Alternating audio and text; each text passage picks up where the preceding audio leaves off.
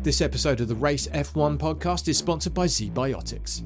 ZBiotics is an absolute game changer because if, like me, you're in your mid-40s, having a night out with a few drinks can leave you feeling considerably worse the next day, and you can't bounce back the way you did when you were in your 20s.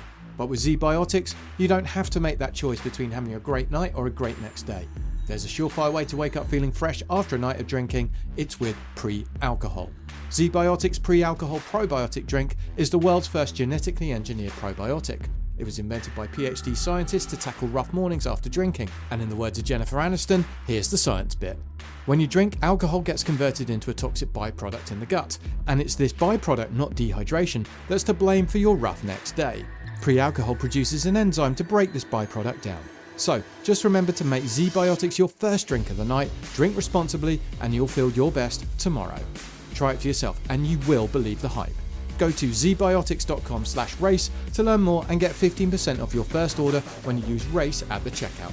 ZBiotics is backed with a 100% money-back guarantee, so if you're unsatisfied for any reason, they'll refund your money, no questions asked. That's the letter Z, or Z, if like me you're in the UK, biotics.com/race and the code RACE at checkout for 15% off. One last time, zbiotics.com/race. This episode is supported by Merrill. With a dedicated Merrill advisor, you get a personalized plan for your financial goals. And when plans change, Merrill's with you every step of the way. Go to ml.com/bullish to learn more. Merrill, a Bank of America company. What would you like the power to do? Investing involves risk. Merrill Lynch, Pierce, Fenner & Smith Incorporated, registered broker-dealer. Registered investment advisor. Member SIPC. Poker ASMR. Almost as much as I love playing poker, I love the sounds of poker. The chips, the cards, the hands, and of course the WSOP app sounds. If you love poker, play poker. Download the WSOP free-to-play app and hear for yourself.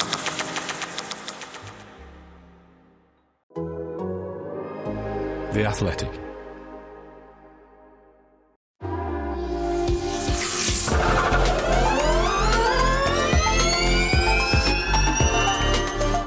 Ten years ago, a group of ambitious, naive, but at the same time unprepared people headed off to Beijing for what would be the first ever electric race for single-seater cars, the FIA Formula E Championship.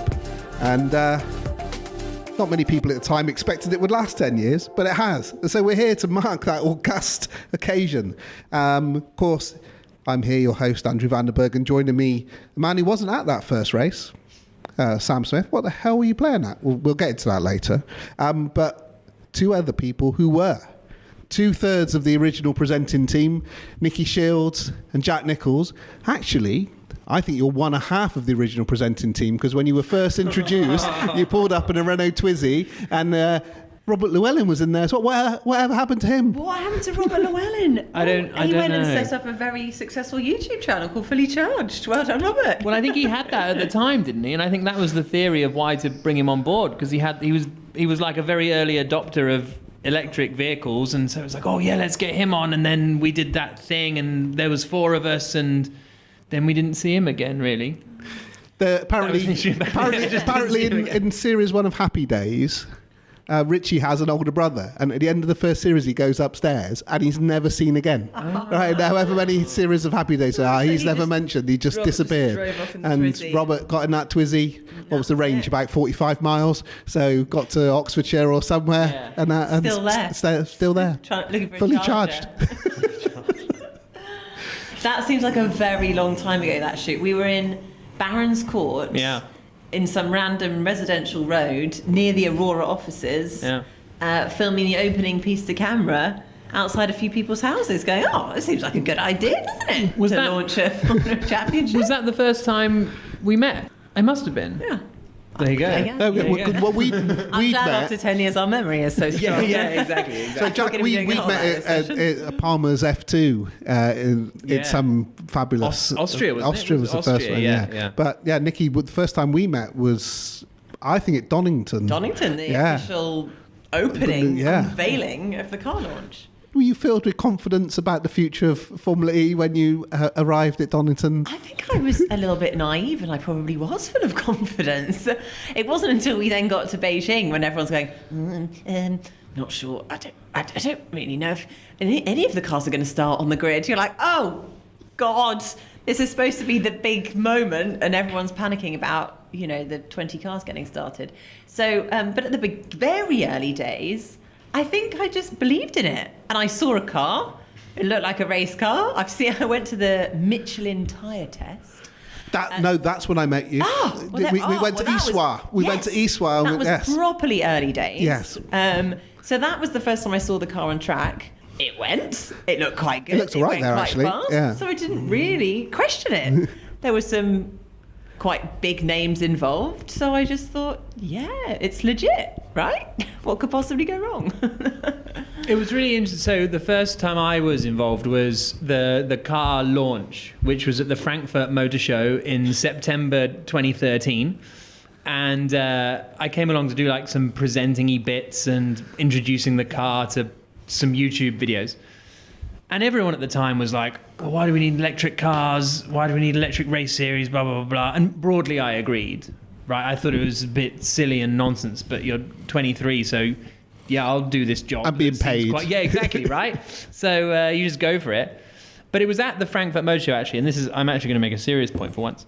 But we're walking around, and there's BMW i3s going around, there's i8s going around, Renault have got the Twizy, they've just announced the Zoe, there was something else, and you're like, oh, okay, maybe electric cars are going to be a bit of a thing. I still didn't necessarily fully believe in it, but at that motor show, it was really quite noticeable because you could drive the cars around indoors, which obviously you could never do at motor show. Well, maybe you could in the 70s or whatever before. Anything went in the 70s. Exactly. Yeah. But so suddenly there were all these electric cars and I was a bit like, oh, okay, maybe this is a thing. And then they unveiled the Formula E car. It didn't have any powertrain in it. It didn't have anything in it. I helped some people push it up onto the stand and that sort of thing. So it was still fairly rudimentary, but that was the first time where I thought, oh, okay, maybe there's some point to this. So, Nicki, you said it feels like a long time ago. So, a little pop quiz. Oh. What was number one in the UK when the first race took place in Beijing? Wow. So, that was the 13th of September, 2014. The song that ITV always played, which was in the charts at the time, I don't even know who it's by. It was like, everything is changing. Da, da, da, da, da, da. Do you know that song? No, Could someone Shazam this and maybe we could drop it? You do know that song? I don't think I do. I actually don't think I do. So was it that one? Was it Everything is Changing by I don't think that Nicki was number Shields? one. Well, it was Prayer in C by Lily Wood and Robin Schultz, which I have no idea. No. But US number one. Yeah. You might be able to get this. Still massive now. Yeah. No. Yeah. Shake It Off was number one when the Beijing E-Prix was taking place. Wow, so we basically both shot to fame at this. That was it, yeah. Top movies around that time, UK? 2014. I've seen both of them. Batman? No. Minions 1? You're probably about the right era. Sex Tape. Jason Segel thing where they accidentally... it's not bad. Yeah. And the US, Maze Runner, which is... it followed in after the Hunger Games type things, kid-lit fantasy stuff. Right, this one... Well, Nicki... I'm glad we're centering our historical knowledge on points none of us can remember. This feels like a really useful... No, well, it's just to show how long ago it was. But this one's quite interesting, Jack. How many EVs, pure EVs, were sold in 2014? Ooh, I reckon something pathetic. Like what, worldwide or Worldwide. UK? Worldwide. Worldwide. 5,000. Yeah. Oh, damn. Oh, is that what you were going to say? Yeah, Okay. 5,001. It might well have been in the UK, but globally... 320,000. Oh. So 2023, how many do you think were sold globally in 23? Globally. 3 million? Not bad. 3.5 million. Wow. And we're at 2.6 to date for 2024. So that just goes to show how right at the very beginning of this journey into electrification Formula E was. So yeah, it's 10 times that. So it's double. It was 100 times that. 100 times. Yeah. That's good. Yeah. This is excellent. So strong as ever. Yeah. Wow. Remarkable. Food for thought. Right, Sam, why weren't you in Beijing? I was actually at Paul Ricard at a ELMS race. So I didn't make it until round 3 at Punta del Este, which was a good one. Well, you didn't come to Pujajar either? No, I didn't. Too sweaty for me. You missed the pool party. I did, and thank God I did. But I can actually, when Jack talks about prehistory, I think I can beat it. Because I was at Lola when we worked with Drayson, who did the LMP. Oh, Drayson! Yeah, yes. did the LMP1 car. And I was a little bit involved in that. And we actually, it's a little known fact that Lola tended for the original deal to supply the cars in Formula E. And obviously lost. But a few months later, they were gone. And then obviously they've been reborn since. Racing? They were the first announced, I think, weren't they? They were the first announced, for sure. Yeah, I mean, I can't remember exactly what happened, but it morphed into the Trulli entry, and then obviously Trulli then became Jaguar and are kind of still around through that license now. But no, I came in at Punta del Este on a bit of a busman's holiday and have been there ever since, casting my sceptical eye over things. Annoying everyone in the paddock. Yeah, exactly. That has triggered a memory. So I remember meeting Paul Drayson. He did a lecture that I went to about air pollution, and that's when he started talking about the whole point of obviously having more electric cars on our roads, because he was looking at... Did he do a land speed record thing? Yes, he did. Yeah. Wow. I always got confused with the Hoover man. I always thought it was Dyson were coming into Formula E. That would have made more sense. That feels on brand. It felt on brand. That would have been a great one. Free hairdryers. Yeah. Jack, obviously you'd been to a few other motor races. So when you arrived at Donington and these cars were going around at about Formula Ford 1600 pace, hitting tyre chicanes, did you at any point feel that maybe you shouldn't need to book off too much more time to cover the races? It was a strange one because it was at that time, I guess by that test. So I was doing I went to the testing and did the public address commentary. I think because the because we had a few hundred for the first test and a few thousand for the second. I think I couldn't do the first 2 days, and then you had that man who commentates on cricket do it. We had Richard Asher do one day, and Ben Evans did another one. And then I think I did the last one or the last two. Anyway, and it was all right, but the cars were... I think I kept trying to sell them as GT3 pace in my head because I think they weren't too... I think the quickest time... Exactly. In qualifying, they would have been mid-grid on a British GT grid. And no one looks at a Ferrari 458 that's qualified 12th on the British GT grid and goes, well, that's a slow crap car. Yeah. Do you know what I mean? So that's what I was trying to sell it to myself as a little bit. The speed was one thing, but there was the breaking down. That was the really problematic part. And I think that's maybe the part that Nicki didn't necessarily experience, was just they would just roll out the garage and break down and then have to be pushed back in. And the amount of actual laps done in those sessions. And then we did some test races. I was about to mention the test races. None of them got off the line, I feel like when the lights went out, 6 of them stalled, 8 of them stalled. Well, do you remember the test? There was a lottery for the grid, and this was behind closed doors. And Trulli was on pole, and he headed off like he was on a Formula One warm-up lap, burning his tyres out. He must have done about 30% of his energy before he'd even lined up on the grid. It was extraordinary. I think the knowledge of what Formula E was, and I'm sure other people have spoken about this, was remarkable. I had no idea. It took me until, honestly, probably halfway through to season 2, and it was Mark Priestley, F1 Elvis, who I don't know, I saw him do a tweet or something, or do something, and I learned halfway through season 2 there's a difference between power and energy. I'd just been using them interchangeably. I've run out of power, run out of energy, he's low on battery, you're low on battery power on your phone. In colloquialisms, they're so, and that first test, teams would be like, well, if we need to save battery energy, we just run at the lower power setting, and that's how it works. And teams genuinely thought that, which is absolutely not the truth in any way, shape, or form.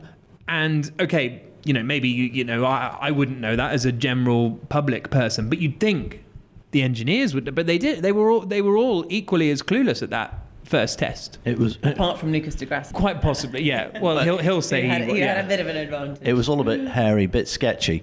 But what people didn't realise is where Formula E had been just a few months before that, because the original batteries that were supposed to be in the Gen 1 car were supposed to be supplied by a manufacturer. It's never been publicly disclosed who that was. But until now? Until, can we say it begins with N and it's Japanese? Oh. But it's in the book anyway, which we have a copy of here. It's a fine tome. I thought everyone knew. I had no idea. I think they were very sensitive to it back 10 years ago. But they pulled out, left Formula E facing this massive chasm of getting a key supplier into the championship.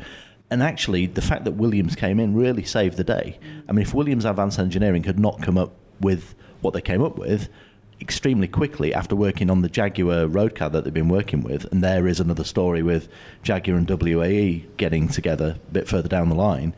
But at that point, which I think was around the summer of 2013, there was a massive push to still get the race on for September, because a lot of people internally, I think, and V2B, you'll sort of attest to this, thought that it might not happen to the time frame that it originally did. When did you join? When did you become internal, so to speak? I joined in March 14, so about 6 months before the first race. Right. One of the first things I did was went to that test in Iswa, and the second was that we had the very first two-car test, which was in Monte Blanco, that track in the south of Spain. And I got in quite a lot of trouble for that, because one of the things I was judged on is they thought, because of electric cars, we should have this massive audience in China, which of course it makes sense, but how do you get an audience in China? I mean, I've no idea. But I'd had one idea, and that was that I knew Ho Ping Tung. So it's like, fancy testing this car? It's like, yeah, okay, mate. It's like, well, we'll organise your flights and we'll get you in the car and we'll take a load of pictures, and you can put it on your what was the Chinese Weibo back then? Weibo. Oh, Weibo. Seen a Weibo. Yeah, you can get on a Weibo channel, and we'll have 18 billion. We'll talk about that interactions in a minute, and all will be good. So we got Hoping down there. There was one of the normal sports car testers. I can't remember any other car, and it's all going great. And then there's a lunch break, and obviously Spanish place is a nice little restaurant up there, and we're all having lunch and whatnot. But of course, we're all so used to internal combustion engines. You know when the session's about to start, 'cause you hear them sort of run with the engines and whatever. Yeah. Next thing we know, the car's out. Oh, we better run down and see what's going on. But the Aurora camera guy we had there had taken out the microphone, the SD card from the audio disc, but hadn't secured it back again. So as soon as he went around the first couple of corners, it ran and it shorted out the battery, and so the car's over the far side of the circuit on fire. There are only two of these things in the entire world. What? And so, do you remember Theo used to work at Spark? Yeah. He's the best executed handbrake turn I've ever seen, as he's in the hire car, spinning it round in the pits as he's bombing off there with all of them to try and rescue this car before it goes beyond. Yeah, so it weren't exactly amazingly popular after that. But hey, And did it go viral in China? It got 2-point-something million somethings. I don't know whether that counts against 1.2 billion people. That's that's like one of my tweets. So who remembers the original calendar? That was the first ever iteration of the calendar, which I think was announced at the World Motorsport Council at the end of 13. So not the one that we actually did. Obviously not. That was. Has there been a Formula E season where the calendar was actually the calendar ever? Absolutely not. Okay. But they started high with, I think, about 16 iterations of where things were going. So LA was on it. Correct. Rio. Correct. London. Yes. Would have been on it. And then I don't know if there were any other randomers that didn't make it. LA and Rio are the only two I can think of that were. Yeah, actually there was three. There was another one, which was Montreal was on the original one. Oh. And then really? Disappeared and only came back for that one cameo in season 3. Yeah. So I think that was the least of their worries though, because obviously they had to get the batteries.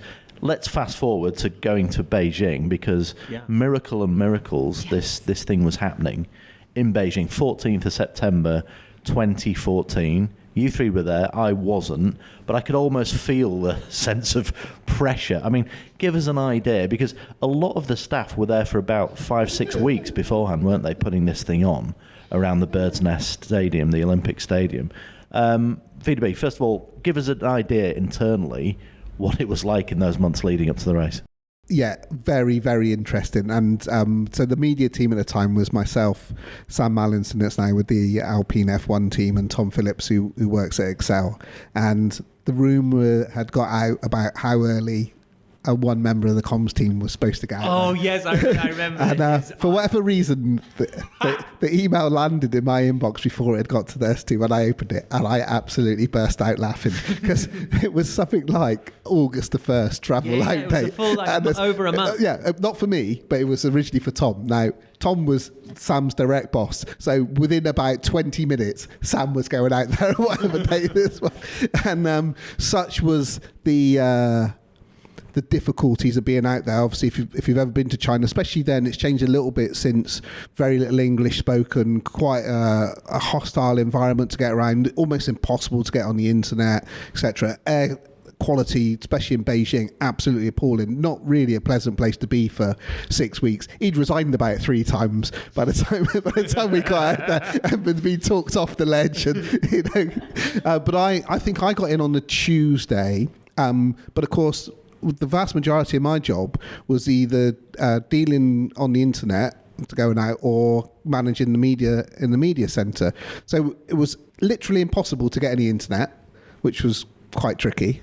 And just before the race was about to start, they'd brought the wrong type of TVs for the Emotion Club, and they couldn't get them plugged in with the aerial jack that they had. So they stole all the ones at the media centre, and we had all these international media and everything there, with them having literally no way of viewing the race. With about 5 minutes to go, finally obviously the one problem they'd have there is workforce. So these army of workers came in, and next thing you know, we've got 10 screens, and they were always on about a 5-minute delay. I don't know how this happened, but because of the way they put them in, we were always running about 5 minutes later, which we'll get on to quite a famous story that comes as a result of this then. But yeah, the other classic was I had to look after the track commentator, who was this pit bull sized man. He didn't speak a word of English, and obviously I don't know a word of Chinese, but by hook or by crook, we sort of worked out what we had to do. He was in this porter cabin with no screen and like a little mixing board and the mic. It's like, he can't call the race from here, he can't see what's going on. So we managed to get him a TV just before it started. But I think that sums up a little bit. I mean, obviously for you guys it must have been equally as bizarre. Yeah, well, it wasn't, as well as obviously everyone worrying about the cars going on track, it was trying to get the TV set up, because Aurora Media had won this pitch. Mike Scott and Westbury Gillett, who had had a huge amount of experience in motorsport, but this was a massive gig for them, setting up a TV, broadcast around a street circuit. It's quite different to when you're setting it up at a purpose-built track, because it's much easier. Whereas doing it in Beijing at this new layout, it was a challenge, to say the least. And I think there were definitely big question marks over, again, whether the show was going to be broadcast or not. And at the time, they had quite a few big deals. For the first race, it was going out to a lot of broadcasters, a lot of territories around the world. Was it on ITV? Yeah, then? I think it was. That one was on ITV4. ITV4 then, yeah. Fox but Sports. ITV1 took the London races in the first year. So it was, big broadcasters involved. And getting the technicals was not so easy. But from a reporter perspective, it was actually almost easier, because we walked into the paddock, and by that point you pretty much had already you knew everyone, because there was like a handful of people in comparison to the thousands of people that now work at the teams. Oh, there was 10 people per team.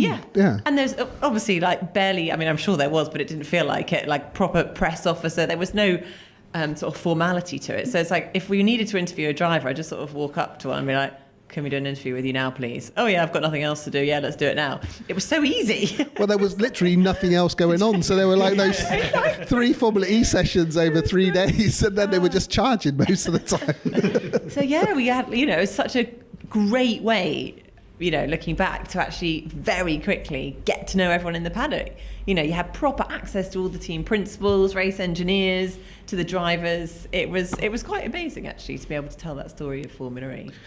So Jack, take us through your commentary of the warm-up lap, because there's a parallel universe where I think that lap's still going on. So yeah, that formation lap, I don't know if anyone can remember exactly how long it took. I feel like one of you can, can't you? 6 minutes or something like that. Yeah, exactly. Well, I think I knew it was coming. So they wanted to do a formation lap, and I think we must have said, please don't. And I think everybody had said, please don't. But FIA rules are FIA rules. Yeah. You can't change the regs.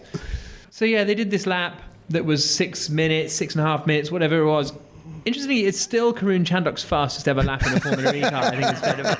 I'm just joking. He finished 4th in that race. He started off on fire. 4th, 5th. So I did. So recently, when was it? It was a couple of months ago. I don't know, summer. I don't know. Where FE on their YouTube did a rewatch of that first race, and because I'm super cool, tuned in, and I was texting Karun like, Karun, you were 4th on the grid. Was I? Don't remember that. Was it a lottery? I was like, oh, yeah, exactly. He was like, oh, you've stalled on the formation lap. He's like, have I? He's got no memory of it. But no, so the formation lap I was kind of prepared for, to be honest. And I knew it was going to be slow and bad. And then I just wanted, my main concern, and I wasn't really particularly like stressed at any point. You know what I mean? Like I never really have any responsibility in my job. You know what I mean? Like you've got to get this whole thing going. You working at Formula E, you got to get this whole thing off the ground. Like Nicki said, Mike, West, Aurora, the TV production company, they've got to get this whole infrastructure off the ground. I just got to shout at the cars. So like, it's fine. I can do that. And it was about lap 12 or 13 when it became apparent to me that it was just a motor race. Yeah. It was just a motor race. Frank Montani's overtaken everybody. Yeah, exactly. Like it wasn't an amazing motor race by any stretch of the imagination, but it was a motor race, and it wasn't a complete chaos, carnage, kerfuffle. Everyone's broken down. This is the worst thing that's ever happened in the history of the sport, which is what the concern was. 12 or 13 laps in, it's like, oh, okay, we're just doing some slow single-seater racing. Been there, done that. It was actually quite dull, wasn't it? I mean, the race itself was quite dull. We had Funtime Frankie making some moves through the field. It looked like it was just going to be a procession to the end, because you know they were finding their feet with managing the energy, and it was clear that in the last 2 or 3 laps that the pace had reduced, and it looked like it was just going to become pretty static to the end. But I've got to ask that you managed to work out after 12 laps that Formula E was just motorsport. Formula E, it's taken them quite a long time to work out what Formula E is. There was a lot of variations of, is it a lifestyle? Do you remember that one? I'm not going to go through the PTSD of some of the meetings I had, but you lived the lifestyle, though, did you? Oh, absolutely. When we were trying to sell tickets for Battersea the first year, rather than target motorsport fans, which seemed to me like the logical thing to do, we were going for hip, urban early adopters who want to experience the life. It's like, what these hip early adopters getting is cars going around the track, right? So what you really want... I use your beer orange juice analogy all the time. To this day, 10 years later, I still use it with people. Go do it then. It's like, we have all these people, right? We have these people who drink beer, and we have people who don't like beer. So we need to get the people who don't like beer to buy beer. So we'll put the beer in an orange juice carton. Because then all the people will be like, oh, well, I don't like beer, but I like orange juice, I'll drink this. Great, you might get them to buy, but then... You get trading standards in on that one. But then you drink it, it's beer. And you go, well, I don't like beer. So why would I buy this again? And that was the equivalent with Formula E, right? Oh, you don't like motor racing? Try this. And people are going to be like, oh, yeah, it's a lifestyle. Oh, no, it's a motor race. Exactly. What? Yeah. Well, I don't like this. They had about 18 CMOs, none of which understood that. Yeah. So as Sam was working towards, obviously, the thing that defines that first race is the accident that happens at the end. And, you know, probably the single most shared thing that's happened in the history of Formula E. I mean, to get us on the 10 o'clock news was pretty astounding. Was it on 10 o'clock BBC news? 10 o'clock news. Really? Yeah. Now, as I said earlier on, we were running about 5 minutes.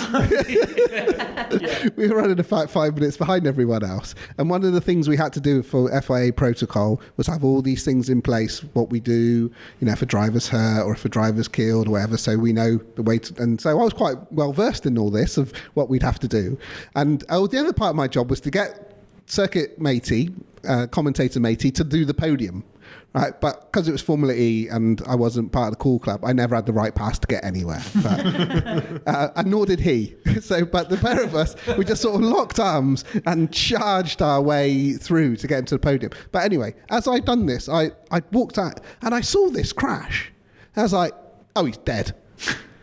He's gone head first into the barrier. I mean, this is a fatality. So I'd gone back in and told, look, we got DEFCON 1 or 5, I never know which is the higher or lower. We've got to kick all this into gear. In real time, he's out running across the track. What are you worried about? He's fine.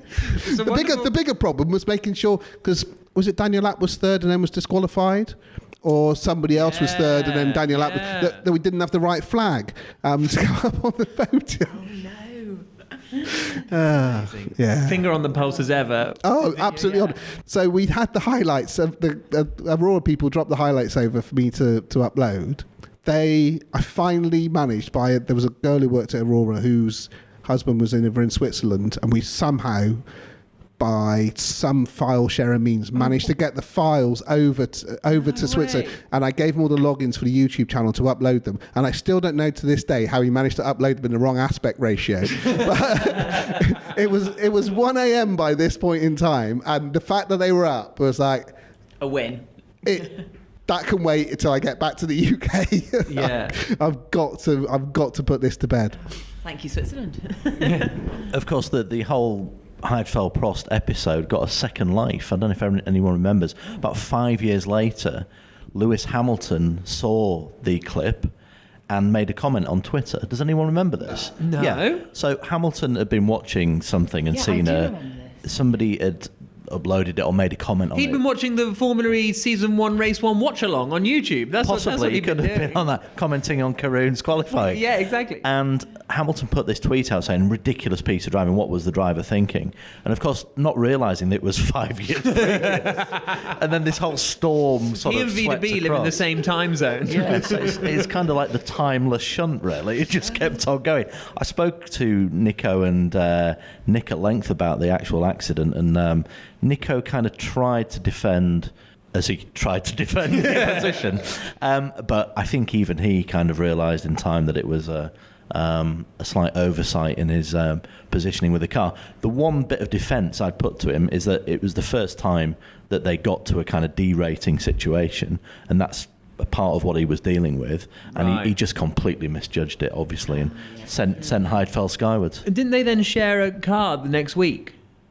They did. They were Rebellion teammates, weren't they? Yeah. At Fuji, which I think I was at. I went from Ricard to Fuji, and they were good mates. And Nick, to be fair to Nick, apart from an initial shock and sort of giving him a bit of a prod in the chest, there was nothing. He would have been well within his rights to prod a bit harder, I think, after that. But anyway, it all turned out well in the end. I remember with the broadcast, because obviously, again, it's like, right, that's the interview. Like, forget the winner's interview. Obviously, we had to do them. But it was like, the most important interview of the weekend is going to be speaking to Nick. So running down the pit lane to try to get to him, obviously arrive at the garage, and all the media were there. And actually, there was quite a lot of us. So it was a bit of a bum fight to get to him. I think I did Nico. Hang on, who did you say you did? Nick Heidfeld. Yeah, so I did Nico. Yeah. It was the same. It was a real scrum, and you're like, who are all these people? Why do you care? Where have you been hiding all weekend? I'm coming through, and I can hear Mike. So Mike Scott in our ears, basically giving counts of right, okay, got to get this interview in 10 seconds. So I'm like, I can't get to him, but no problem. Okay, so coming through, and Mike's like, right, you're going to have about 2 minutes on this interview. Okay, great. So managed to get to Nick. Get in there. First question. Are you okay? The usual. And then suddenly my earpiece goes completely dead. It's like, oh no. It's like the biggest moment of the weekend, really. You've got your the interview that you want, and then suddenly I can't hear anyone. It's like, okay, how long is 2 minutes? Right. And then suddenly I'm sort of trying to count while also listening to his answer.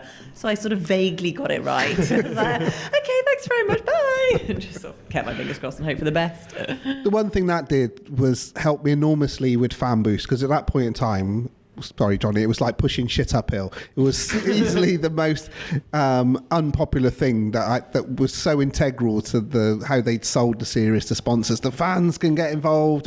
But then, all of a sudden, Justice for Heidfeld came along. And for like the next 4 or 5 races, he won fan boost on the people getting on Justice for Heidfeld. Yeah. And what was that called again? The what boost? The fan boost. Fan boost. Yeah. It wasn't always going to be called fan boost. No. I might as well do this story now. Yeah, go for it. In the very early days of putting the sort of brand book together, everything was something. Yeah. So hence emotion's still going, but it was like, yeah. And all the drivers, they're going to have an e-boost. Oh yeah, brilliant. Yeah. So each driver would get 3 push-to passes. Which is 5 second power spikes or something along those. Every driver would get one, and then you voted for your guy to get. Was it one more or one more or maybe 2 more? I can't remember it. I think it might be initially one per car, so it would have been 2 more. Okay. Yeah. I think it barely matters. Quite. Anyway, so I've been frazzled with a day of all this, and then and then the fans. Okay, so I'm sitting on the tube and I went, "What fanny boost? we're not having this. We can't have that. We can't have that." So next day I said, "No, this has all got to change." And then luckily the practicalities of how the boost could be added into the car and what it did to the battery meant they would only. And quite a lot of them would just use it to get rid of it, wouldn't they? You know. But so that's the thing. So e-boost died. Yes, so e-boost died. Could just be fan boost. Could just be fan boost. Yeah. Although it didn't have the E to fit in with the family of everything E. Everything was E. Everything was E. So the commentary of that crash, Heidfeld and that's an accident, was the worst commentary I've ever done in my life. And that's a low bar, but I just completely. I mean, we did rib you about that for till today. Till this day. I still have friends who text me who are nothing to do with motorsport, and they'll text me saying, "Oh, that's an accident," because they've heard about this line. But it was a great line. No, it was it's a terrible line. That's an accident for Nick Heidfeld. I said he has gone off the circuit. I said he's gone off he's just flown into the air, done like 3 pirouettes, and landed down again on his head. And I've gone, oh, whoops. Because what you see, and I suppose so that's exactly what happened. Because one of my first commentaries, I'd only been commentating for 2 years at this point. You couldn't tell. And one of my first commentaries, you might remember. Were you there? It was a BRSCC meeting at Cadwell Park. I remember it so well. Yeah, exactly. Anyway, it was a golf. It might have been MSV actually, but anyway, it was a golf GTI challenge. And I'm at the commentary box on the outside of Charlie's, which is a fast right-hander, or Park. Is it Park? I don't know. The fast right-hander out onto the Park straight. These 2 cars crash. It's still on YouTube. And they go in, and this one goes into the other, and they just like blow up. They just like blow up, honestly. And I'm like, oh, and I'm there going, oh my God, it's a huge shunt, red flag. There's going to be a red flag. This is like my first ever day of commentary, and I'm just losing my mind. Anyway, afterwards, the guys like the Ben Evans, who had done one of the day's testing commentary, he got afterwards. Feedback? Yes, he did. He came back and said, maybe in bad accidents, dial it down a little bit, because also, especially at club races, right? Family are there and friends are there, and it's not your job to tell race control there should be a red flag, even though obviously there was a red flag because these 2 cars blew up.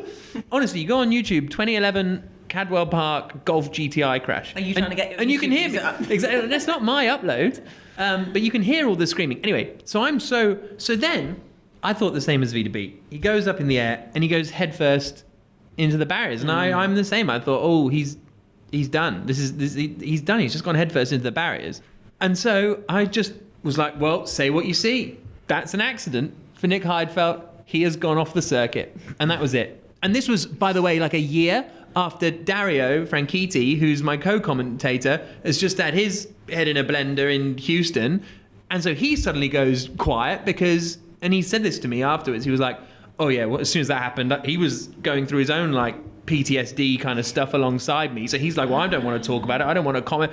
So luckily Lucas came through to then win, but that's why it was the worst commentary of all time. As wretched as it was, Jack, that commentary, I thought you made up for it at Battersea Park a couple of years later with the can you believe it's happened immediately, the little Murray Walker pastiche, which was start of season, which was great, end of season 2, and little sort of free practice things like a bit of sass from Scott Elkins was always one of my favourites too. So some good memories of commentary from yesteryear. Right, we're about to be joined by one of the other OGs of Formula E, a man like you missed the first race, but has subsequently gone on to... Who was in the car in Beijing, in that car? Oh, I know, because he set fastest lap. Do you remember who set fastest lap? Beijing season 1, who? Amna Naguri. Takuma Sato. Yay! Yes. There we go. Subsequently... Who at the time was the password on my laptop as well. That's really random. Because in 2002, I used to play F1 2002, and I would always want to be in a Jordan, and I'd want Fissy as my teammate, so I was always in Takuma Sato's. So Takuma Sato was my password, which was really awkward because he's the one who put Dario in the fence, and Dario was like, can I log into your laptop? What's your password? I went Takuma Sato. He's like, are you joking? Are you joking? I'm like, no, sorry. I'll check. It is still my password for some things.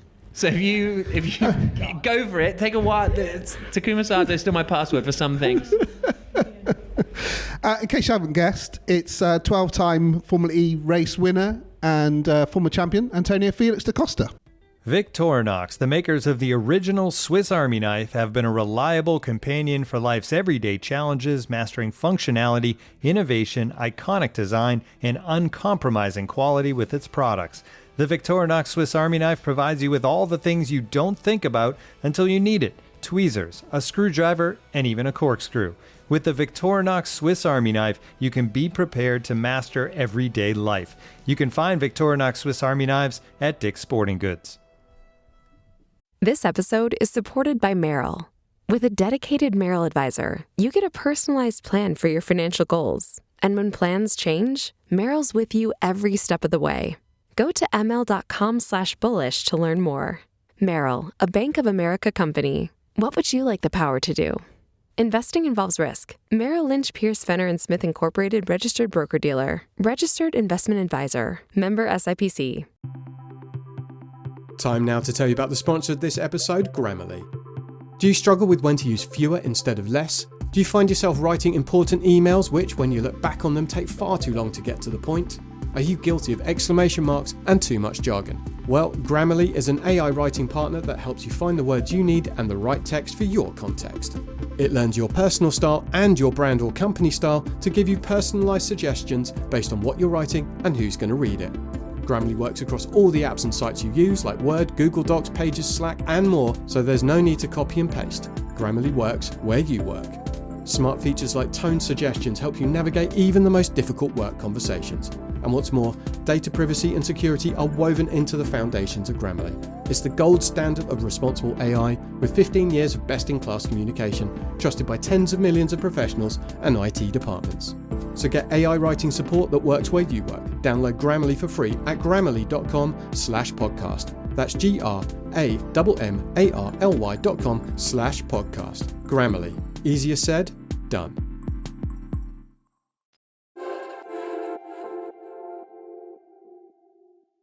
We've just been going over that very first Formula E race in Beijing, but of course you weren't there. Why did you miss that one? I wasn't there, and it was at the time. Look, when Formula E started, and if you put yourself in my shoes, I was like about to go to F1, and then that didn't happen. Formula E was a new thing, and I was like, okay, I'm doing it, but I wasn't being super loud about it. Also because I was a reserve driver at F1 in Red Bull. And I was very good friends with Sebastian Vettel at the time. I don't know why, but he liked me at the time. And I was going around the world with him as a reserve driver. And he was always kind of making fun about it the first few years. And because I was also racing DTM at the time, and he was a huge fan of DTM. So I wasn't being super loud about Formula E. And I missed that first Formula E race because I was racing DTM in Lausitz Spring. I remember watching it and not being there, and then obviously that huge crash. And I think in terms of publicity, that was the best thing that ever happened. And I'm glad that the drivers were okay, but that was a big thing. But it's funny to see, like 10 years after, when I win a Formula E race, I get messages from all of those guys, whatever. Like, it's now such a big, respected championship, and it's crazy to see how much it changed. It went from being like nobody really knew what it was and nobody took it serious, and now it's a big deal to win a Formula E race and to win a Formula E championship. So it's such a big change in only 10 years. That's the thing, Formula One's been around for 70 plus years and all that, and then we're just here for 10. It's not much. In those days, like you say, we were just talking at the beginning, there were just over 300,000 electric car sales across the world, and it's 3 point something odd million now. People didn't take electric cars seriously. A lot of people certainly weren't taking Formula E seriously.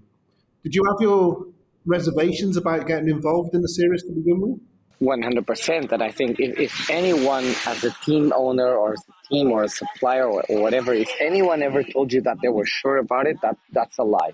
It was a risk for everyone, for us as drivers, for team owners, for Alejandro and his team. It was a risk. We knew electric cars were starting to come about. We had the Prius and the Honda, whatever it was called.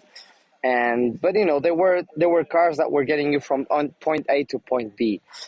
10 years later, Formula E, yes, it's grown a lot in terms of technology, but you've got Porsche making electric cars, Ferrari just announced they're making electric cars. So it was crazy to see the change and to be part of it. But at the time, of course, I had reservations.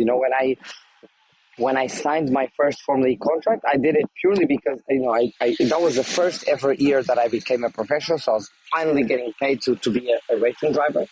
And I was being paid by BMW to race in DTM, and then I got the Formula E gig on the side, and I was like, you know what, I'll make a few extra bucks and race this. But I was there just for financial reasons. And today, I can probably say that it's the best decision career-wise that I've made after not being able to go to Formula One.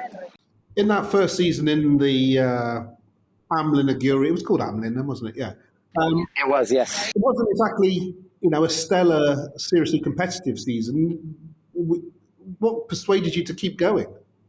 It's a funny story, actually. So I did that first season with Amelin Aguirre, and we weren't great as a team, season one. Actually, probably one of the worst teams. We're a little bit lost, and we went through the season, but I would say like Dams and Apps, they were far ahead of everyone. Venturi wasn't bad, Andretti wasn't bad, but we were on the track. And there was a race that I won that I was a bit lucky. I think I started 9th or 8th that race, and I overtook one car and I won the race because everybody crashed out and had drive-throughs or whatever, and I won that race, the 4th ever race of Formula E in Buenos Aires. But I knew that wasn't really on merit. And then, the year after, I got an offer to go to Mahindra, and I took it. I'll take this offer. But the problem was that they signed 3 drivers for 2 seats. And 3 weeks before the first race in Beijing again, they called me and they said, look, actually, you're not going to race next, in a couple of weeks because we have a problem with legality, contracts, whatever, blah, blah. And so I was left out without a seat. But I had signed that contract, and I called the Guri back. They still didn't sign the second driver, and in a very cool way, they took me back, and the team had just taken new ownership that year with Mark Fagionato, and I took that seat back, but that was amazing, and I was very lucky because without that, probably my road in Formula E would have been very, very different or not existent at all. And I was able to stay in the championship. And not only that, we were able to, everybody in season 2 they developed their own powertrain, and Aguirre and Andretti kept the season 1 powertrain. But we were solid. Like, we weren't super quick, but we were solid. We had really good engineers and mechanics that year, which was actually the Techita team. That was the beginning of it. And just without the name. And but it was the same people, and we had really, really capable people. And I never won a race that year, but I remember I didn't even finish on the podium. But I was like 3 races. It was Buenos Aires, Malaysia, and one other race that I was running second. And with a few laps to go, my car just stopped. And, it was early days in Formula E when we were having small issues like that. But it was competitive. And then and I was able to leverage myself into a nice, into a bigger team the year after, which was Andretti. And then so went the story. Antonio, it's Jack. Hello there. Hello, mate. Nice to hear your voice again. Oh, nice to hear. But yeah, I'm sitting here with Sam Smith and you're by the sea, so you win this round. When you started in Formula, like, how much was there to learn as a driver? Like, because you're so used to, mechanical setups and I want this done to the roll bars, whatever, blah, blah, blah. But how much was there to learn in terms of the electric powertrain and what you wanted from it? It's huge, mate, because the thing is, with Formula E, the technology and the regulations are so open to the software detail side of it. So to set up a car, obviously, you still need to keep a lot of focus on the mechanical side of it. So ride height, spring settings, roll bar settings, the rake of the car, whatever, all of that stuff, downforce. We had wings in the first few years that we can tweak. So you have to go through all of that stuff that different dampers, whatever it was. And then you have to start really dialing yourself into setting the car with the electronics. And what I mean by that is, and I think not everybody understands this, but in Formula E, we can tweak the brake bias of the car, for example, distance-based by corner. So in the sim, I do a few days in the sim, and I know that in this corner, the car was to be more forwards on the brakes, and this corner, the car was to be more rearwards. And once we set that up, we can tell that to the car brain, to the ECU, and the car will then change on its own every lap on that corner. It memorizes our settings. So it's a lot of work. And to then, that's why we do a lot of days in the sim, because we have to set up a car mechanically and we have to set up the car locally, distance-based, every corner separately on the electronic side of things. And also the drivability side of things. But how was that at the first race when you first arrived? Was it all new to you? Or No, forget it.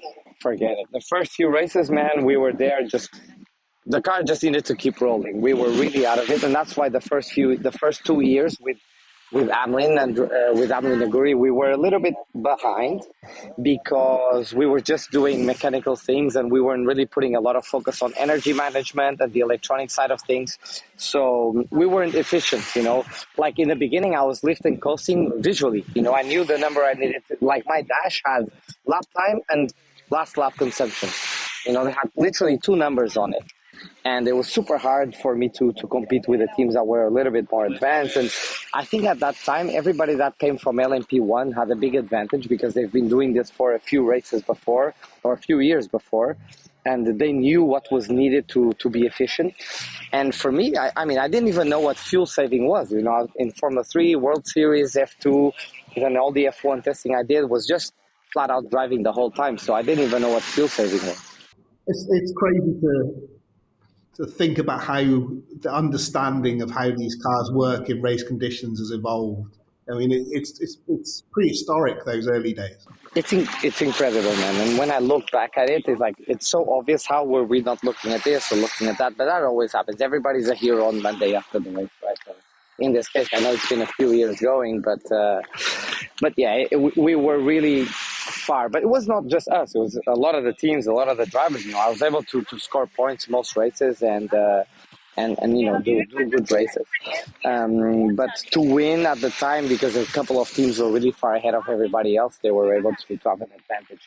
But looking back at it now, it's funny how all of the technology, all of the details are so obvious now, and they were. But I guess that's just the evolvement of every industry that we deal with in the world. Antonio, talk us through, from season 3 when you joined BMW Andretti. How did that opportunity come about, and what was it like jumping across to such a massive brand? So for that one, I kind of have to go back to season 1. It's a funny story, Nicki, because I signed. So I was meant to go to F1. I had a signed deal, everything with Toro Rosso at the time, and then I was attached to the deal, but it was more protective for the team than myself. And for whatever reason, it didn't happen for me. And then I went into DTM and Formula E. So I went to DTM, was a BMW factory driver. So I was a factory BMW driver. That was my main program. And then the Formula E deal came about. And as I said earlier, it was a good deal financially. So I took it without ever having met any of my team, having seen the car, nothing. And I was a little bit frustrated at the time, going through a little bit of a tough time because, I thought I was going to be in F1 and I was going to have my physios and my helmet cleaners and my private jets and all that stuff. And then I get to the first ever Formula E test. And there's a garage with literally a black car, a full carbon little car, like 3 mechanics with no team kit and a toolbox on the floor. And I had signed this deal. I was committed to racing. And I do this test. And after the first run, I called my manager, Thiago, and I told him, man, get me out of here. I don't want to do it. And he was like, man, are you sure? You should do it financially. You're one of the best paid. Do it. I said, man, I don't care. I went out of this. At DTM, I have my trucks. I have my physios. No. I went out of it. He said, okay, I got you out of it the day after that test. And then I went to BMW for the next DTM test or whatever. So I went into the factory and I told my boss, I said, look, guys, just so you know, because they had to approve. So I had previously requested authorization from them to race in Formula E. But I went back to them and said, look, guys, just to let you know, after all, I'm not going to do Formula E. And they were like, no, man, you have to stay. You have to do it. I'm like, why? Like, why this push now? Said, we cannot tell you why. We might come in 5 or 6 years, but you have to do it. Okay. So I called the team back. I looked like an idiot. They were like, guys, actually, you know what? I thought about it more, and I'm super keen. Sorry, I was having a bad day. And they took me back.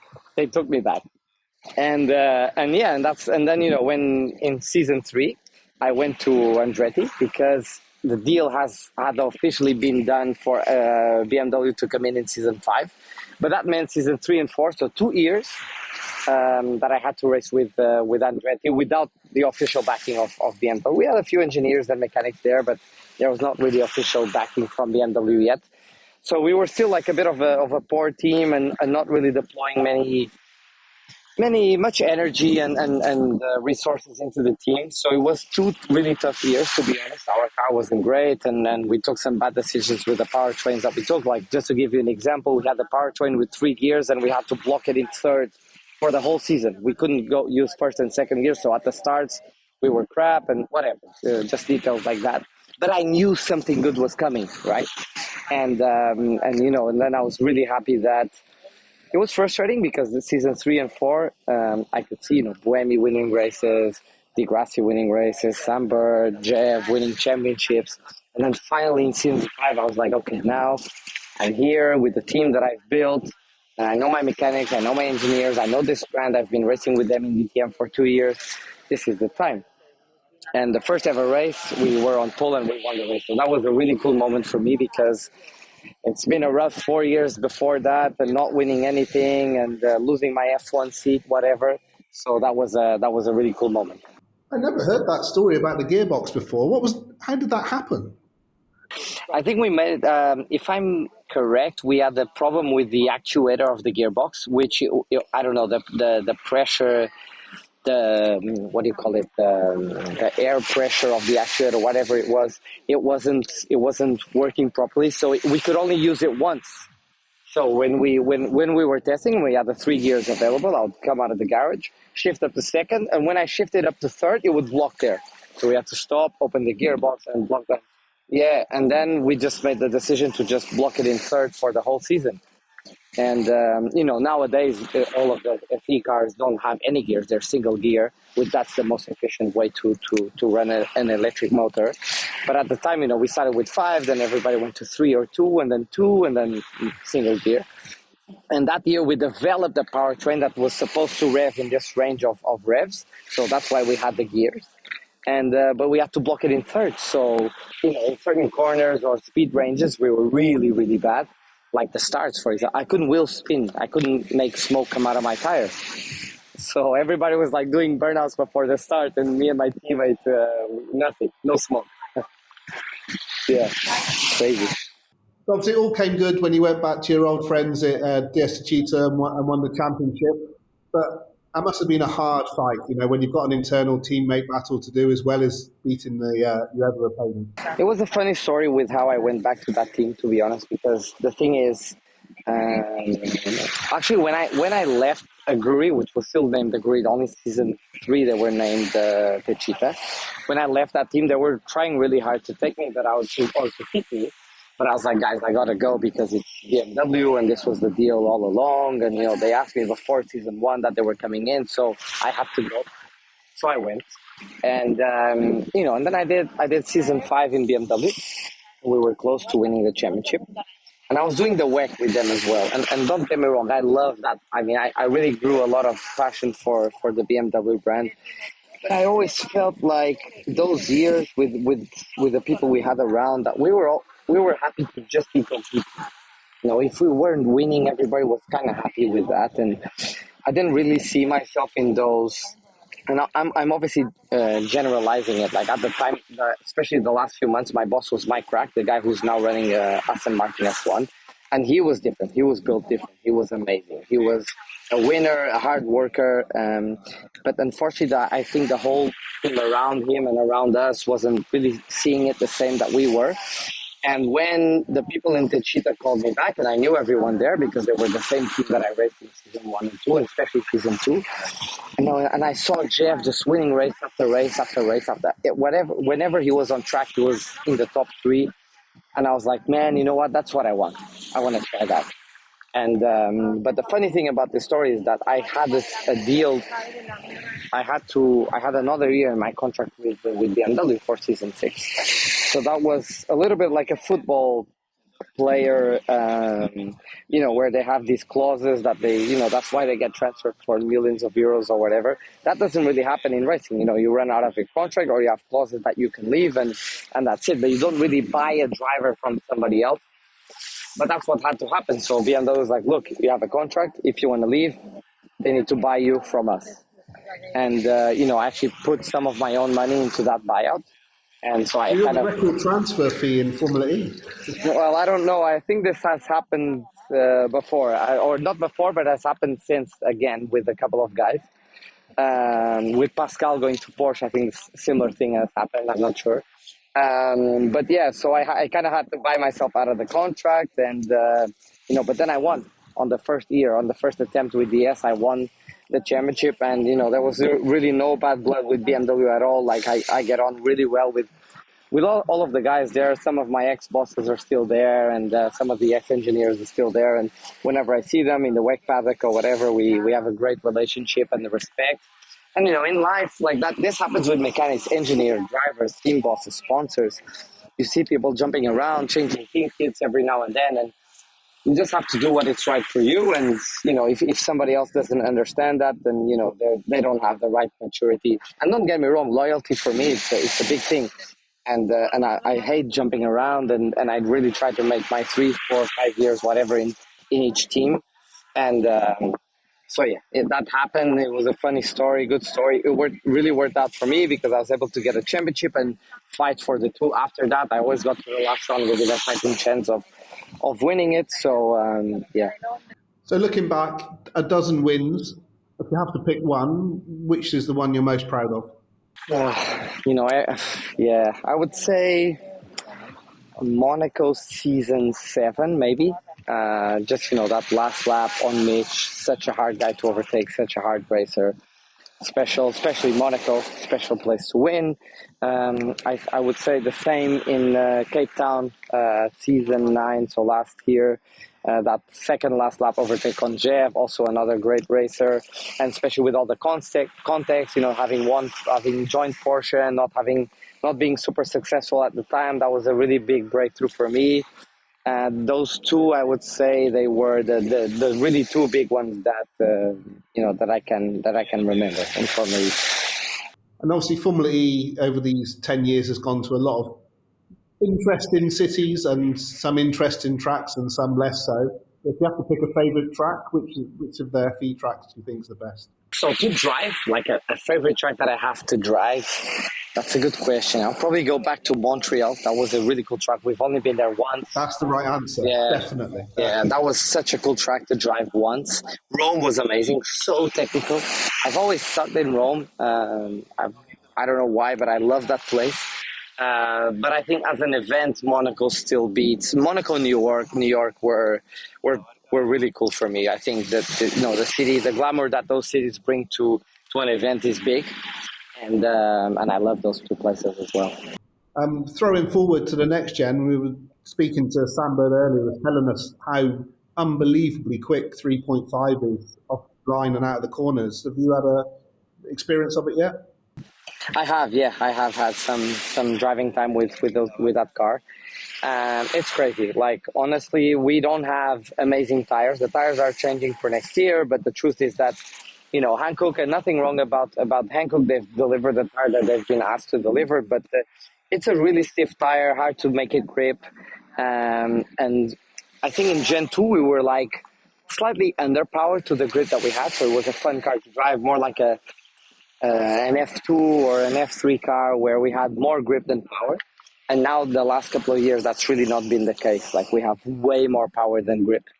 And that changed completely the way to compete in Formula E. So I did get a test I got a couple of tests already done in the 3.5 where we have the front wheel drive as well when we're doing 350 laps in qualifying or at the starts. And it's crazy. Like, it's going to be a whole different beast. Like, this year in attack modes, the last 2 seasons in attack mode, we couldn't really, we were all trying to get rid of them and just not lose places. So it was still called attack mode, and it will still be called attack mode, but it wasn't really an attack mode. Now, next year, it's going to go back to a serious attack mode, because with a 4-wheel drive, you gain maybe a second, close to 2 seconds a lap. So it will go back to what we saw in Gen 2, where you could really use the extra power to overtake people. And I think that's going to make racing a lot better. Oh, that sounds really encouraging. I can't wait to see it. And thank you so much for coming on and reminiscing about 10 unbelievable years that I think quite a lot of us from that race in Beijing didn't ever think we would get to this point. Absolutely. Sure. Thanks, guys. Thanks for having me. Always good to talk some racing stuff, especially on holidays where nobody talks about racing. So really good. This episode is supported by Merrill. With a dedicated Merrill advisor, you get a personalized plan for your financial goals. And when plans change, Merrill's with you every step of the way. Go to ml.com/bullish to learn more. Merrill, a Bank of America company. What would you like the power to do? Investing involves risk. Merrill Lynch, Pierce, Fenner & Smith Incorporated, registered broker-dealer. Registered investment advisor. Member SIPC.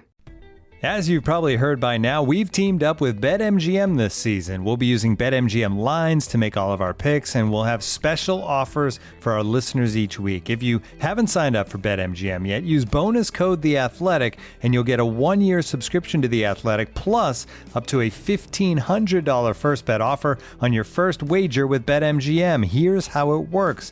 Download the BetMGM app and sign up using bonus code The Athletic. Make your first deposit of at least $10. Place your first bet on any game and claim your voucher for a 1-year subscription to The Athletic. See BetMGM.com for terms. U.S. promotional offers not available in D.C., Mississippi, New York, Nevada, Ontario, or Puerto Rico. Gambling problem? Call 1-800-GAMBLER. Available in the U.S. Call 877-8-HOPE-NY or text HOPE-NY 467-369 in New York. Call 1-800-NEXT-STEP in Arizona. 1-800-327-5050 in Massachusetts. 1-800-BETS-OFF in Iowa. 1-800-270-7117 for confidential help in Michigan. 1-800-981-0023 in Puerto Rico. First bet offer for new customers only in partnership with Kansas Crossing Casino and Hotel. Don't forget, if you haven't signed up for BetMGM yet, use bonus code The Athletic, and you'll get a 1-year subscription to The Athletic, plus up to a $1,500 first bet offer on your first wager. Thursday Night Football is on, and it's only on Prime Video. Touchdown. This week, the new-look New England Patriots take on the reloaded New York Jets in an intense divisional matchup. What a catch. Coverage begins at 7 p.m. Eastern with TNF Tonight, presented by Verizon. Not a Prime member? Sign up for a 30-day free trial to stream the game. It's the Patriots and Jets, Thursday at 7, only on Prime Video. Restrictions apply. See Amazon.com/Amazon Prime for details.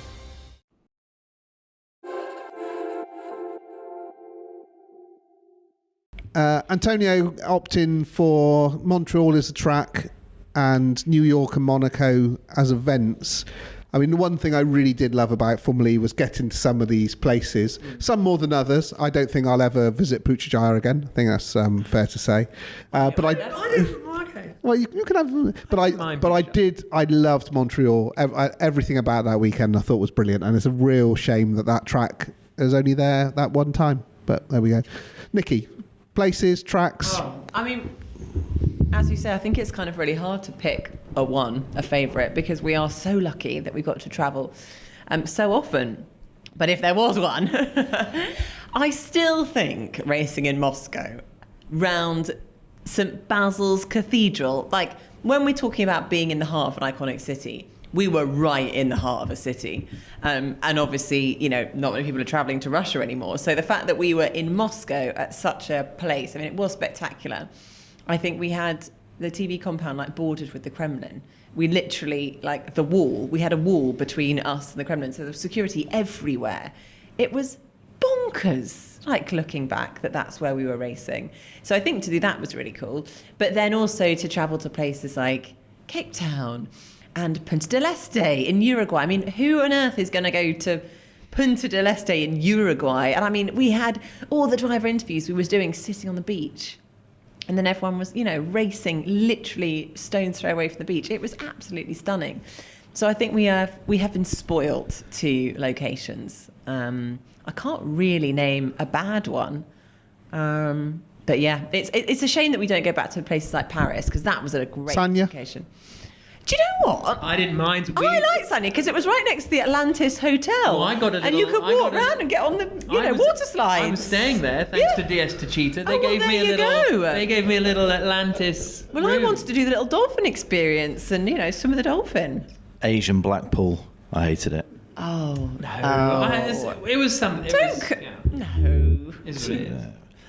I'm going to throw in, getting old and wizened and wanting a quiet time. I thought Bern was fantastic. I loved Bern for the track, which was challenging, undulating, a little bit of a Poe thing going on there. I like the randomness of having a few looseners in the town and seeing 700 cyclists come down in a protest. Oh, yeah. Do you remember that? Yeah. That was quite good fun. And I just thought, it was hideously difficult for me to put that thing on. There was people having breakdowns in the paddock. And it was sort of 45 minutes from the media centre to the paddock and all that sort of stuff. But I just thought a real nice random one. It was I share Montreal.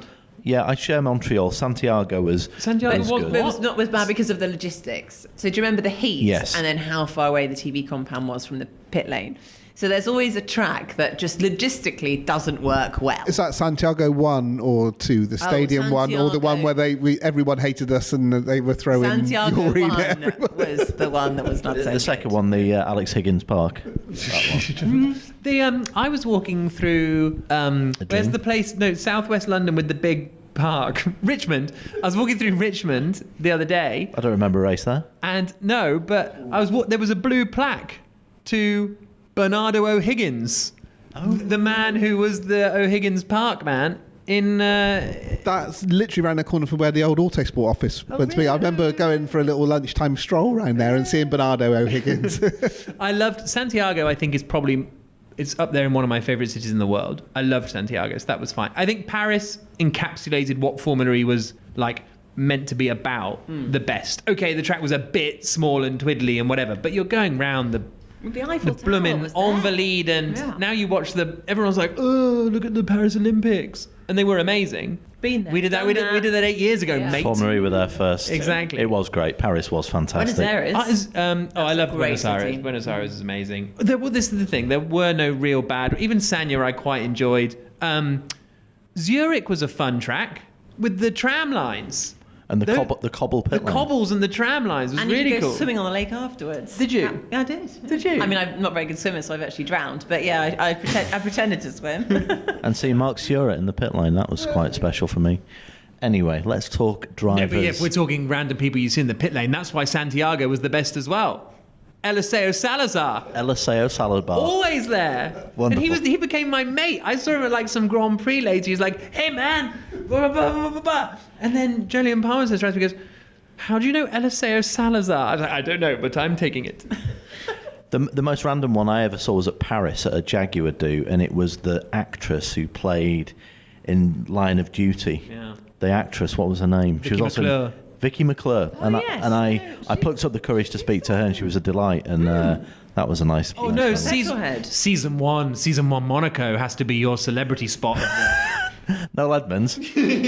Old tidy beard himself. Was he with Wonderful. Mr. Blobby? Mr. Blobby Well, he was when Sam arrived. Oh, that was too mean. Delicious, I know. I'm sorry. delicious. Let's talk drivers. Yep.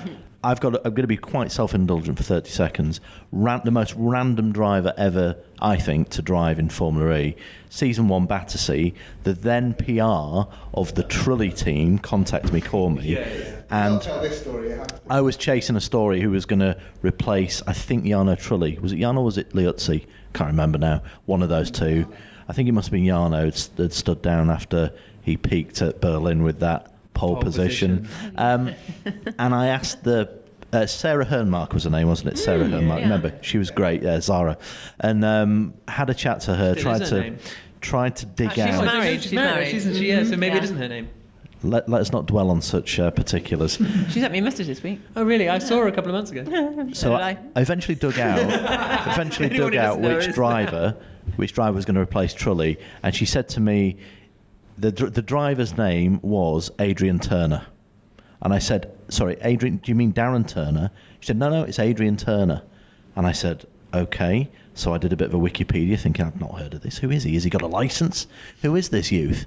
And eventually, long story very short, she had misheard the name of the driver and written it down and got it wrong, clearly. And the name of the driver was actually Alex Fontana, a Welsh-Swiss Cypriot hybrid. No, Greek. Half Greek, half Swiss, right. But he loved Tom Price, so he had a helmet painted in a Tom Price tribute. Absolutely extraordinary background story to Adrian Turner coming into the championship. Anyway, this you kind of had to be there in some sense, but the fact is that at one stage I thought an unknown driver called Adrian Turner was going to make his debut at Battersea Park. And you told me that as well, and I'm there on like Forex or Wikipedia, like, who's this guy? It was rather wonderful. Did you say it on air? No. Okay. And it turned out I was one of the only people in the paddock who knew Alex Fontana, because he used to do FIA Formula 2 back in the day. So me and Alex went years back.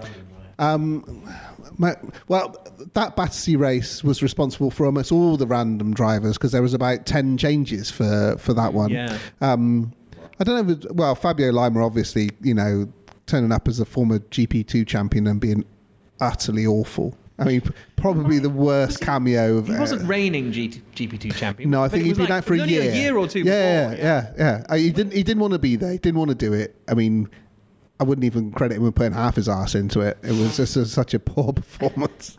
Do you remember Charles Pic in the first race? Yeah. What happened to him? We had quite a few drivers that... Yeah. Jones Dams. Really? He had a brother as well that used to race. Arthur. Same brother namings as the Leclercs. Wow. Because there aren't many Arthurs in racing. No, probably not. I don't know who my random one is, because they were all... I loved Sakon Yamamoto. That was a lot of fun. Yeah, hit every wall. Michaela she was Cerruti. nice. I enjoyed... What happened to the girls? We did so well having quite a few girls. 3 in season 1. Yeah. And then Simona had a proper drive for season 2. Yeah. And Catherine Legg as well. Yeah. I know you like stats, Jack. So how many FE race winners have there been? Okay. And then we're going to see if we can name them. Okay. Whoa. They have to be in order. Name them all? Well, there can't be that many then, right? Okay, fine. So I'm going 17. No. Surely there must be more than that. Well, how many then? Well, if I want to win this, 22. Ooh. I'm going 26. And Nikki wins at 23. Oh! Right. Whose number? Which is whose number? In like a classic pointless game now. Okay. Name one and pass it on. Oh, okay. All right. Okay. Try and do it in order. Lucas Di Grassi. Oh, very good. Sebastian Buemi. Sam Bird. Antonio Felix da Costa. I'm already panicking. Oh, did we say Jean-Eric Verne? Did you just say that? No. Jean-Eric Verne. Robin Friends. Nico Prost. Nelson Piquet. This is where my brain doesn't really work. Daniel Abt. Oh, good one. Alexander Sims. Oh, good one. Alex Lynn. Oh yeah, good. Okay, we'll just make we'll make it a free for all now. Any of the people that were in the contention for the championship. Oh, Pascal Wehrlein. Pascal Wehrlein. I think we're trying to do it chronologically, weren't we? Fine. But it doesn't matter. Mitch Evans. Jake Dennis. Nick Cassidy. I'm so bad at this. Is Jake Hughes? Has he won? No. Oh my goodness me, this is so difficult. I thought you'd be way better at this. Me? Yeah. Rusty. This is going to be a million. Yeah, fine. Shall I fill some air? Yeah, go on. J Dan. D'Ambrosio. Go, keep going. Yeah, keep going, Sniffer. This is great. Max Gunter. Oh, strong. We had Friends?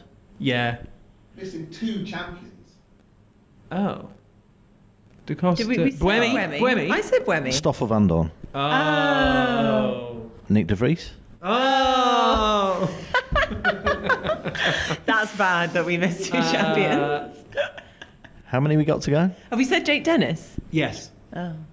Who we got? We got 4 missing. Oh, okay, that's not too bad. Are any of them are there any one-timers? One of them was a one-timer. Oh. Edo Mortara? Oh, boom! He wasn't the one-timer, was he? Sarazan never won one, did he? No. It's a bit embarrassing, this, isn't it? Hang on. Go on, give us clues. Come on, clues. Nationality. Yeah. Swedish. Oh, Rosenqvist. Rosenqvist. French. Prost, Verne. Oh, Natto! Norman Natto!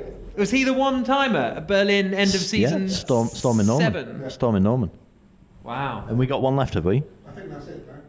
No, job That done. wasn't too bad, actually. That wasn't no. too disgraceful. Could you hear the cogs turning?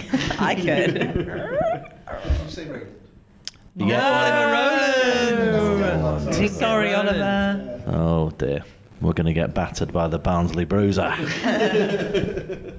Right. Thing about Formula E that doesn't get shown on TV is all the stuff that goes on away from the tracks. Whatever you're talking about.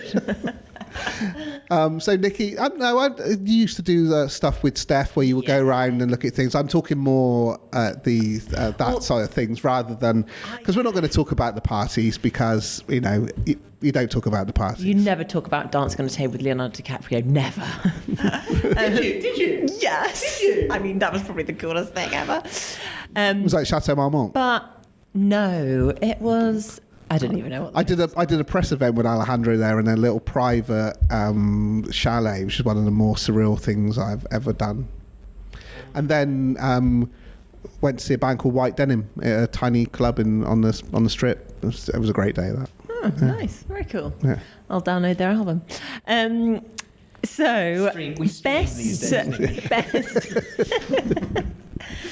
Well, sometimes I might not have access to Wi-Fi. Best memory, I think, so doing that Supercharged show, which was a magazine show for CNN, was really cool because we did do some epic things.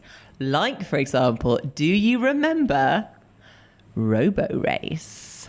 So I raced the autonomous race car at the Hong Kong street circuit. Did you? Yeah. What were you driving? So Robo Race went out first without a driver, set a time. Then I got in the car, drove it round, and also set a time. You will be pleased to know that I did beat it by about 4 seconds. And you were quicker than Karoon's formation lap as well. And exactly. Winning, right? My main memory of Robo Race, well, there's 2. One, I said to the aforementioned Sam Allinson, if there were 2 different Robo Race cars on track racing at the same time, he could just have my credit card and we would go out for a night. But the second when they let it loose at Buenos Aires, it was, bang, as it just went head first straight into the wall. The idea initially initially they were like, well, I tell you what, Nikki, what we'll do is we'll send the car out first with you in it, but you just don't hold the steering wheel. I was like, I'm not sure insurance was going to cover that. As much as I believe in your technology, no, absolutely not. Obviously, having already seen an accident in it. So no, Robo-Ray set its lap without a driver in it, and then I set the next one. So that was a pretty cool thing. And then obviously recently actually getting to drive the Gen 1 Formula E car and then the Gen 3 car. So to have that comparison and do it on, it was Berlin quite recently, just what an amazing opportunity to do it. It's like... Sam, you raced at a Formula E weekend, didn't you? It was that Robo Race Buenos Aires weekend, wasn't it? It was. It might have been, actually. It might have been. I had nothing to do with the debris strewn all over turn 12 or whatever. I got involved in a media race in these, how to describe them, slightly bijou sort of roller skate things that you got in. They're electric, so they... I love the way it's like how to describe them, and then your first word is one that does not relate to it at all. Bijou. Well, it was... it was for me. It was for me. They were these ridiculous little electric cart, like pedal carts, almost. Almost, yeah. I mean, they did have an electric motor in them. They probably got up to about 25, 30 miles an hour tops. Obviously, I used my my girth to get off the line and managed to get into P1 at the first corner. I think it was a 2-lap race, wasn't it? I think I led. Was it 1 lap? Felt like 2. It was still quicker than Karun's formation lap. Felt like 2. I got to the first hairpin and then got to another pretty tight left. I remember thinking, I've got this. No mirrors on it, so I was looking behind. And then at the side of the track there was some local... Sorry, who are you racing here? How big's the grid? It was about a 40-car grid or something ridiculous. Oh, right. This is my time. It was absolute highlight this of my career. This was your Norman Nato Berlin season 7 moment. Yeah, I mean, I did almost get involved in a Champion of Alton Formula Ford race back in 1993, but couldn't raise the 45 quid budget at the time. Anyway, leading halfway through the race, and some local girls were waving at the side of the track, and I waved back. Before I knew it, I'd missed the apex, run wide, and finished third. So I lost it. Distracted. What a great technique. Yeah, somebody had obviously paid as a bit of a sort of wacky racist thing going on. It's like the opposite of that Sterling Moss story, isn't it? Where going around Monaco. Yeah, it was unfortunate, but I did get my time on the podium, and VDB wasn't happy because I took his drive because he had to defer to actual media there. He's held that against me ever since, sadly. But yeah, that was my punishment. So it was good fun. The other one, which I'll briefly mention, was in Punta del Este in season 1, my first ever race. And myself and Charles Bradley, the editor, was the editor of motorsport.com, we were there, and on the test day, on the Sunday, we're having a kickabout on the beach, and he teed me up for a 30-yard pile driver, which clipped the top of the debris fence, bounced along the top of the debris fence, and came back on the right side, thankfully. Whilst testing's going on, you nearly booted the ball onto the track? It was about 4 inches off creating a red flag and having my pass rescinded by kicking a football onto the track. So there you go. It was fun at the time. Actually, that was one of my funnest things, was football, was season 7 or 8 or something like that. Rome, they did a charity match of Roma 11 versus Formula E 11, and I'm commentating on, who was it? Was it Roland or Turvey? One of them got really stuck in on Francesco Totti. That sounds like Roland. I know, but I think Turvey gave it a good commitment as well. But yeah, that commentating on Del Vecchio Totti up against Verline and Freins was a very strange situation. That was very cool. Your punter football story reminded me of the coolest incident person that I met. So are you aware of that Uruguayan rugby team that went down in the Andes and they had to sort of eat each other to survive? Well, Nando Parado, who was the captain of the team, was the one that set off and walked across the mountains and found them, was there. And I had a long chat with Nando for about 15, 20 minutes. A huge motorsport fan, knows Jackie Stewart, whatever. And that was like, yeah, that's cool. Oh yeah, that was when I was doing these little media trips. The first year I'd wanted to go down to the Fangio Museum, but the actual like state of Buenos Aires is massive. You go, oh, no, it's not far away. Yeah, it's about 3 hours. So we'd, Albo, who I used to work with, had finally sorted out this thing. So we had this little private plane, and it was me, Bruno Senna, Jerome, and I think, no, it's just the three of us. And we flew this little private plane from Buenos Aires down to Burgt, and we picked up by the Juan Manuel Fangio Museum bus. We went there, we went to the potato ranch where he lived. There was a picture of Fangio in that office with Senna, so Bruno's uncle, so we recreated that picture. Amazing. Then we went to the track that's near there, which is actually like a figure of eight, a little Suzuka type of circuit where they had 4 of his old cars out there, which we drove around in. Then we went to the museum, which has got an MP44 and so many of Fangio's old cars, and did a press conference there with all the local media. It's one of the coolest events I've done. And then we flew back on this tiny little plane on a grass airfield. I was just I've did some cool stuff. So that's my question, right? Is you guys have a lot more experience than Nicky and I in the racing cars. I've done Formula 1 for 10 years and Formula 2 and GTs and all of that and whatever.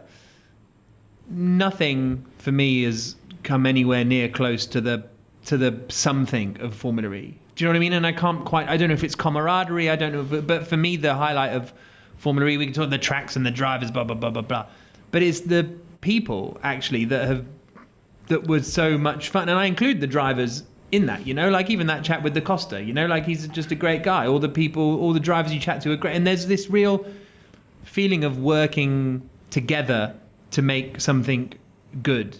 Like, they are rivals, they are competing against each other, but for me, that's the favourite part of working in Formula E, was the people and the adventure. And I don't know how true that is when you rock up to the World Endurance Championship 8 hours of Shanghai International Circuit. And I'm not meaning to decry the WEC, because and you've just come back from Austin. I'm sure you had a wonderful time in Austin.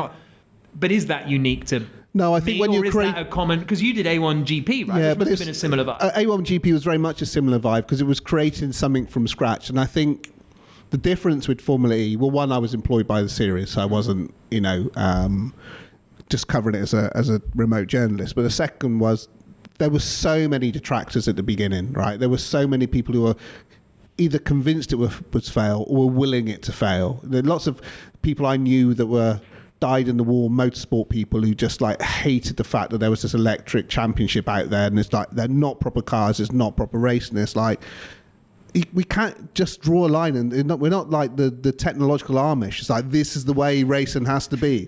We can't progress technology past the internal combustion engine was when was it created in 1870 or whatever the hell it was, right? You have to keep on pushing the boundaries of it, and I think that meant there was a sort of common purpose, and sort of, especially as you said earlier, Nicky, there was a lot of people who worked in Formula E that never really understood it was motorsport. Those of us who did formed their own little subset of people in there who were desperate to make it work. All the people who were putting the tracks together, they knew what they were doing, right? They were making venues for motor racing, and then all the teams, they were never in any doubt about what they were doing. They're motor racing people who were there to win, and it was great to be collectively a part of that. Yeah, I echo those thoughts. I'd never been in a paddock that's so open but so competitive at the same time. I think you can always tell a great series by the competition of the teams, the drivers, even the media to some extent, but the way the TV's done, all the constituent parts, I think, have made Formula E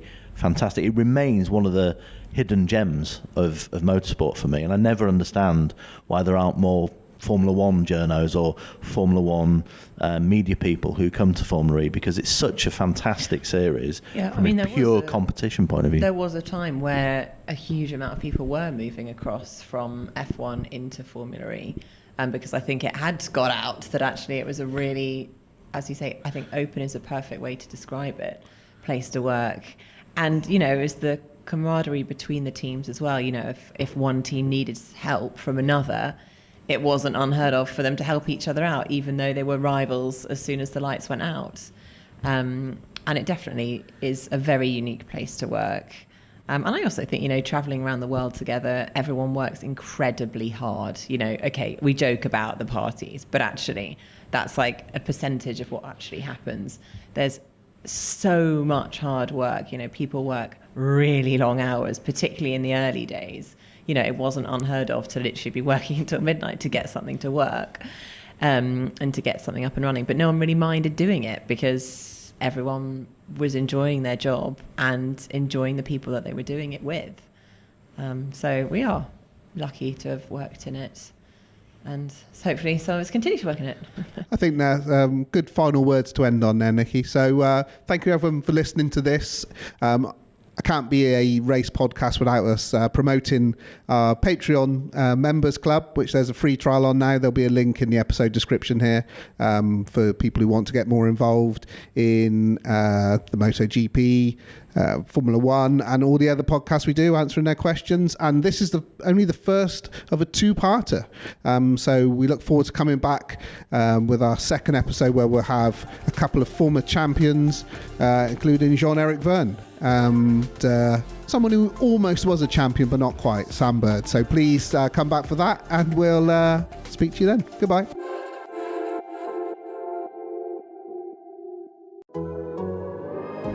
The Athletic.